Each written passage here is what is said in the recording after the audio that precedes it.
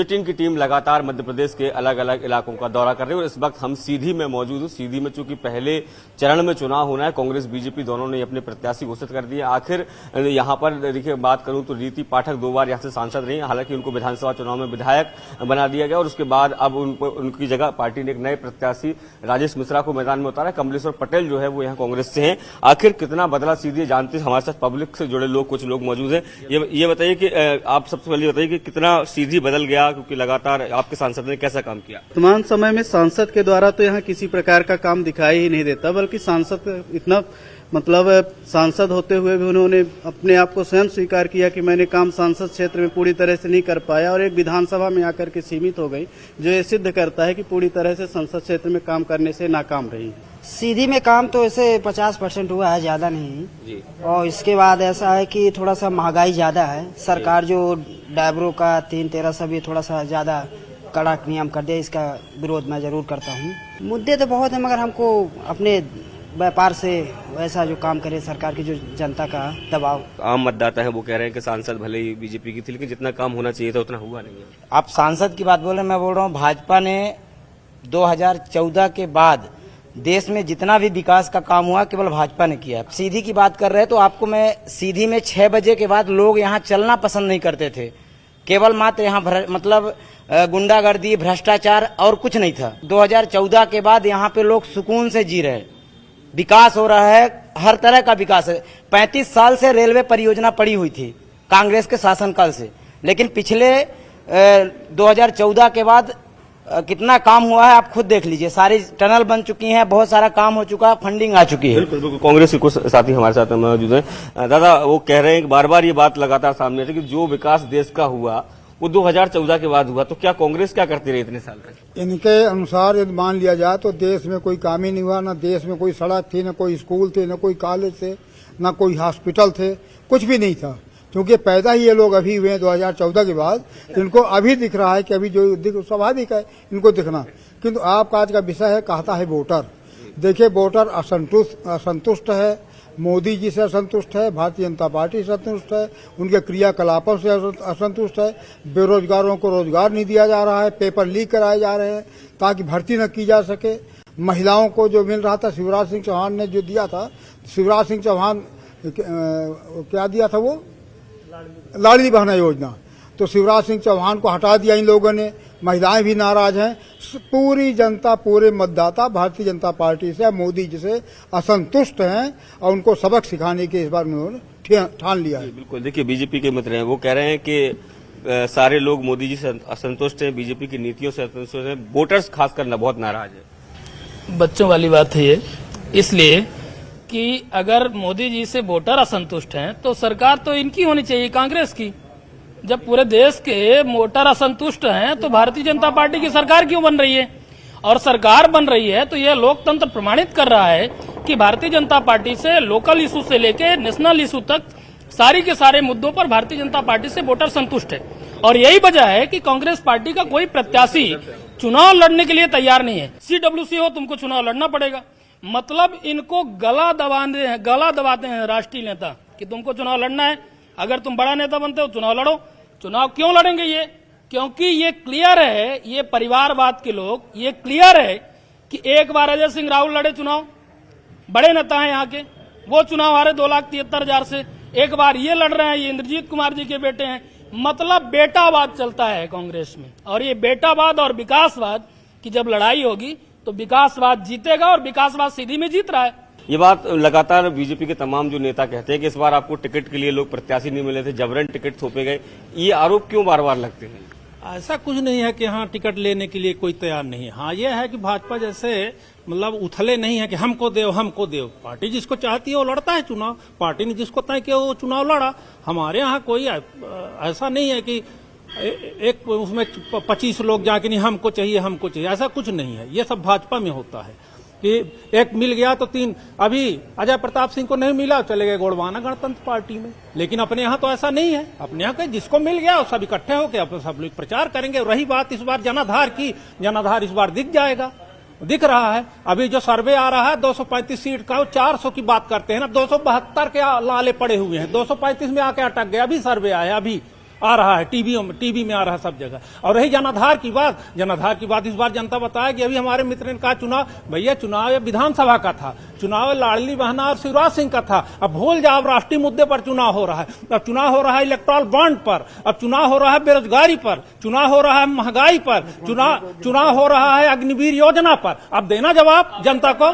Electral bond को लेकर भी बहुत मुद्दा उठा रही है कांग्रेस। इसके साथ बेरोजगारी को लेकर तो मैं बिल्कुल जरूर कहूंगा, मैं विधानसभा चुनाव में भी यहाँ आया था, बहुत सारे गांव में घूमा था, लोग ये कहते हैं कि रोजगार के यहाँ बिल्कुल साधन नहीं है, पलायन करना पड़ता है रोजगार के लिए। देखिए, रोजगार के लिए, काम करने वाले के लिए रोजगार की कोई कमी नहीं है ना। अब रही बात, आपने बोला कि भाई साहब ने बोला कि जनता नाराज है मोदी जी से, तो मैं आपसे पूछना चाहता हूं, आपके लोग ही छोड़, आज आप देखिए दिन में 20 कांग्रेस के बड़े नेता, पूर्व विधायक छोड़ के भाजपा में शामिल हो रहे।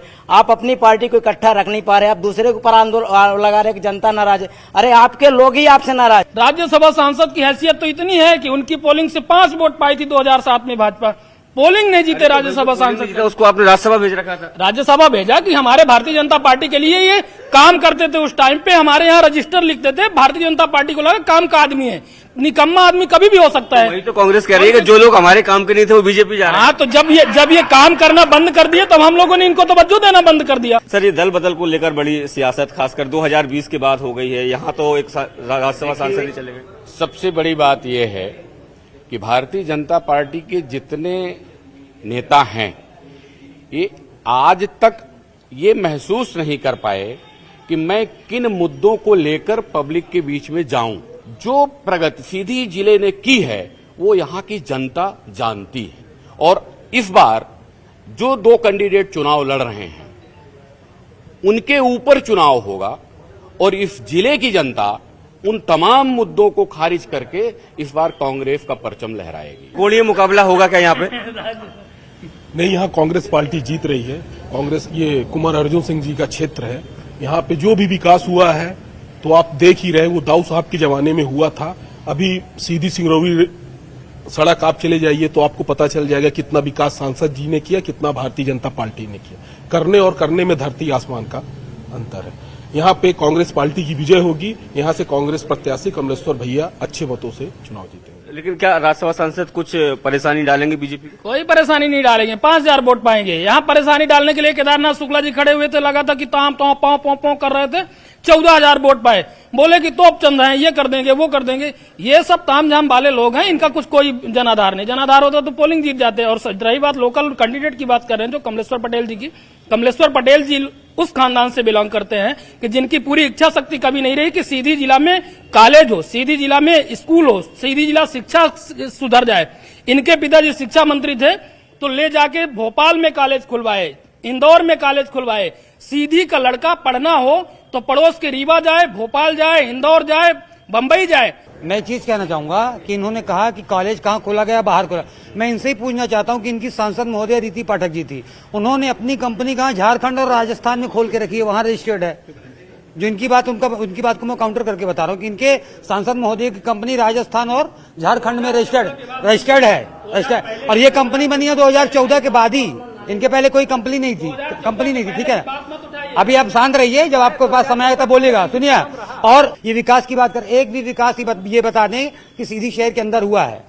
यहाँ पे जो भी विकास हुआ, जो भी कुछ दिख रहा है, ये थोड़ा बहुत दिख रहा है, ये कलेक्टर आए थे अभिषेक सिंह, उनकी देन है। भारतीय जनता पार्टी के मित्रों से मेरा एक सवाल है कि मध्य प्रदेश में 2005 से भारतीय जनता पार्टी की सरकार है, लेकिन यहाँ लॉ कॉलेज आज तक नहीं खुला। और इसके साथ ही मैं चाहूंगा अभी नहीं बंद किसने किया है, बंद किसने किया आप बताएं। आम पब्लिक से जो मैं बात कर रहा हूँ वो एजुकेशन की बात कर रहे हैं और रोजगार की बात कर रहे हैं, सीधी में वो कब मिलेगा? ग्राउंड जीरो में बात करें, देश की स्थिति यह है कि रोजगार और जो विस्थापन सही तरीके से होने चाहिए, जिस तरीके से अर्थव्यवस्था होनी चाहिए, अर्थव्यवस्था पूर्ण तरीके से पटरी पे आ चुकी है, रोजगार एकदम शून्य है। क्षेत्र में फैक्ट्रियां हैं, सिंगरौली जिले में बहुत सारी ऐसी कंपनियां हैं, लेकिन ज्यादातर दूसरे राज्यों के लोगों का वहां रोजगार मिल रहा है, लोकल बॉडी को इधर कुछ नहीं मिल पा रहा। और लोग भी हमारे साथ, क्या लगता है क्या मुद्दे इस बार के लोकसभा चुनाव में?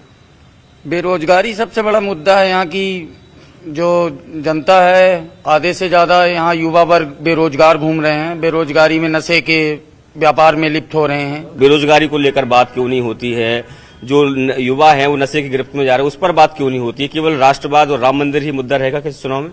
राष्ट्रवाद से इनको नफरत है, राम मंदिर नहीं, से नफरत किसी को नहीं है, लेकिन युवा को तो रोजगार चाहिए। रोजगार मिलता है। जो व्यक्ति योग्य होगा, जो व्यक्ति पढ़ेगा, जो हमारे यहाँ सिंगरौली में इतनी बड़ी कंपनियां हैं, पूरे देश भर की ऊर्जा धानी मानी जाती है। आज सीधी संसदीय क्षेत्र में इतनी बड़ी कंपनियां हैं, अगर कोई योग्य व्यक्ति होगा तो वहां नौकरी मिलेगी। अयोग्य व्यक्ति को कहाँ नौकरी मिलेगी? जवाब ले लेते हैं, वो कह रहे हैं कि अयोग्य लोगों को नौकरी का। इनके क्या है, जो इनकी सांसद महोदया हैं वो लेटर लिखती हैं और 2 लाख से 2.5 लाख रुपए लेती हैं प्राइवेट नौकरी दिलाने के लिए सिंगरौली में। 2 से 2.5 लाख रुपए लेती है प्राइवेट नौकरी दिलवाने के लिए सिंगरौली में, इन्हीं की सांसद महोदया। भाई साहब 3 टिकट बांटे गए यहाँ पे विधानसभा के, एक आरक्षित है, तीनों आप उठा के दिल्ली किनको दिया गया, और लोकसभा किसको दिया गया? ओबीसी वर्ग कहाँ जाए, आदिवासी कहाँ जाए, दलित कहाँ जाए, सामान्य में क्षत्रिय वर्ग कहाँ जाए, गुप्ता समाज कहाँ जाए, सिंधी समाज कहाँ जाए?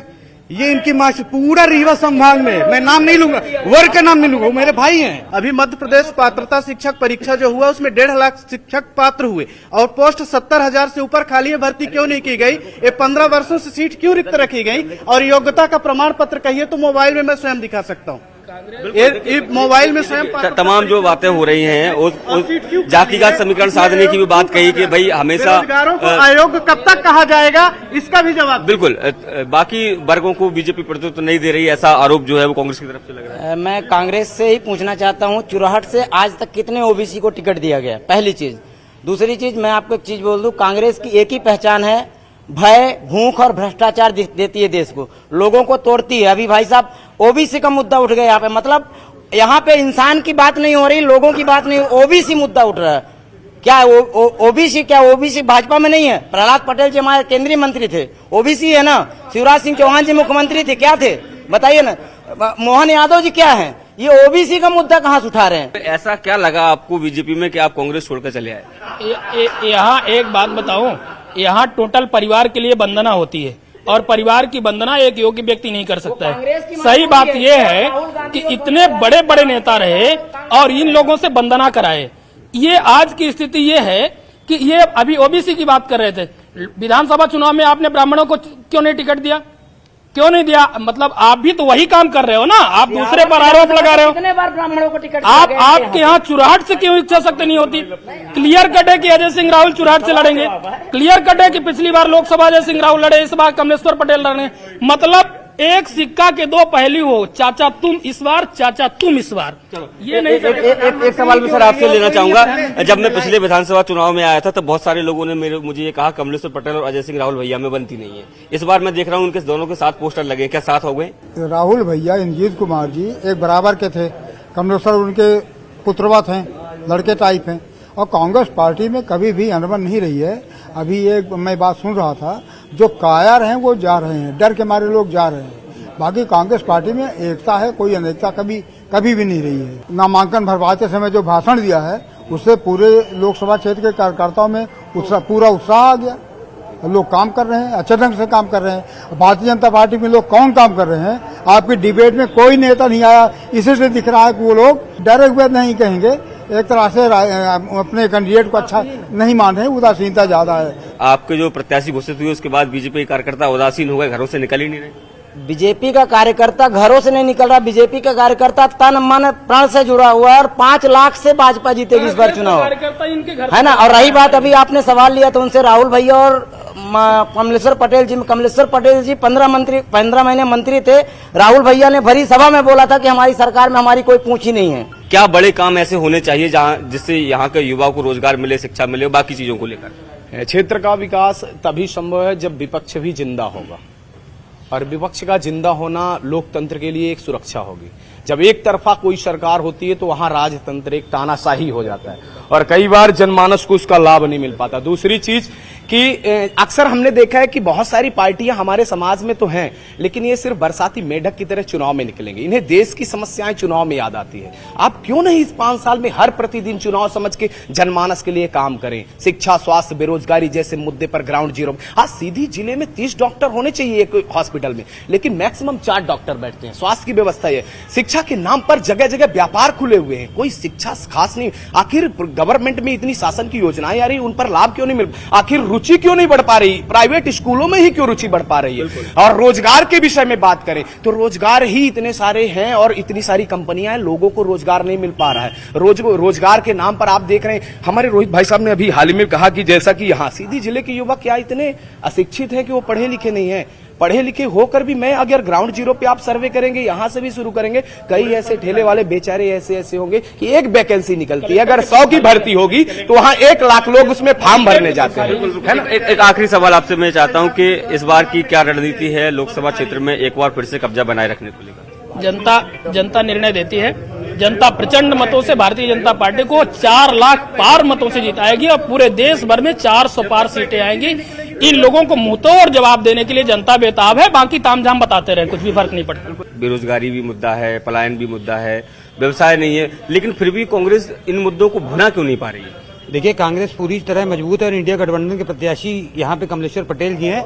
आप एक चीज सोचिए कि किस तरह से तानाशाही पे उतारू है भारतीय जनता पार्टी। आपने देखा कि अरविंद केजरीवाल जी को आज जेल के अंदर डाल के रखा है और जो मनी ट्रेल का पैसा है वो भारतीय जनता पार्टी के खाते में निकल रहा है। इसके बाद भी मनीष सिसोदिया जी को, संजय सिंह जी को, अरविंद जी को अंदर करके रखा है। इनकी नियत कोड ये क्या है, ईडी को एक्सटॉर्शन डिपार्टमेंट बना के रखा है इन्होंने। ईडी और सीबीआई के दुरुपयोग को लेकर लगातार आरोप लगते हैं बीजेपी। इनको देश के न्यायतंत्र पर भरोसा है कि नहीं है?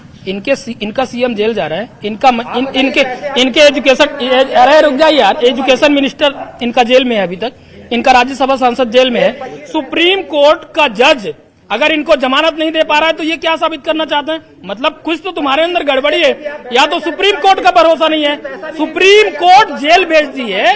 साहब, दिल्ली में बैठा वो व्यक्ति जो कह रहा था सरकार में आएंगे तो इनोवा गाड़ी नहीं लेंगे, घर नहीं लेंगे, बंगला नहीं लेंगे, चोरों के सरदार बैठते हैं, चोरों के सरदार। भाई साहब, अरविंद केजरीवाल जी ने बहुत सही बोला था कि उस कुर्सी में ही दिक्कत है, जिस कुर्सी में वो बैठे थे। पूरा मंत्रालय वो अब जेल से चलाना चाह रहे हैं, उस कुर्सी में ही दिक्कत है। उनने बोला था, अन्ना हजारे के आंदोलन में उनने बोला था कि उस कुर्सी में ही दोग है, और वो कुर्सी। देखिए, चुनाव चूंकि लोकसभा का है और यही कारण है कि मुद्दे भी राष्ट्रीय हैं। हालांकि मैं स्थानीय मुद्दों पर लगातार बात करने की कोशिश कर रहा था, लेकिन जो मुद्दे हैं, चूंकि वो लोकसभा का चुनाव है तो राष्ट्रीय मुद्दों को लेकर ज्यादा बात हो रही है। अब देखना होगा कि आने वाले चुनाव में जनता आखिर किसको अपना सरताज बनाती है। कैमरामैन खिलान सिंह के साथ शैलेंद्र सिंह, न्यूज़ 18 सीधी।